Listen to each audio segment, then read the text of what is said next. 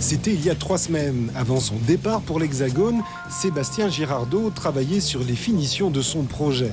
Cette année, la figure imposée par l'organisation, c'est une tour d'observation à usage privé. Sur les 4 finalistes sélectionnés, parmi 18 inscrits, il ne reste plus que 2 candidats, dont notre Guyanais. Un challenge personnel, mais pas que. Pour montrer aussi, et puis, montrer surtout pour dire qu'il y a des compétences en Guyane aussi. Il y a des charpentiers qui savent travailler. Voilà, tout simplement. Mais c'est vrai que c'est un challenge personnel à la base. Savoir où j'en suis et puis montrer ce que je suis capable de faire aussi.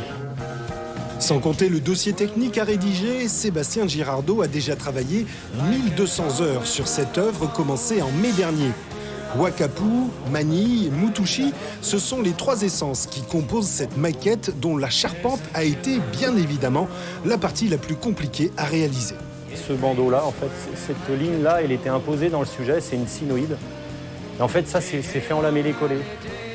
La sablière aussi, là, c'est en lamellé-collé et l'autre pièce du dessous est en lamellé-collé. Donc on est obligé de faire un développé, de faire un premier collage, de refendre les éléments. Une fois que ces éléments ils sont refendus en feuillet, on les recolle sur un autre moule. Et donc là, j'ai utilisé un principe avec une pompe à vide pour éviter de serrer avec des serre-joints, en fait. Et ce système de pompe à vide permet de laisser aucune trace et de plaquer bien les feuillets sur le moule, ce qui permet d'avoir un collage précis et correct. Après la présentation de sa maquette et l'exposé de son dossier technique devant le jury, Sébastien Girardot aura encore une épreuve imposée en atelier de 2 à 3 jours.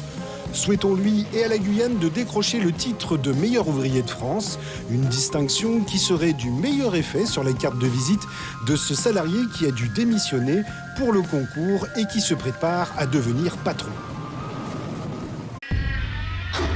Suivez l'info sur Guyana Première, télé, radio et internet.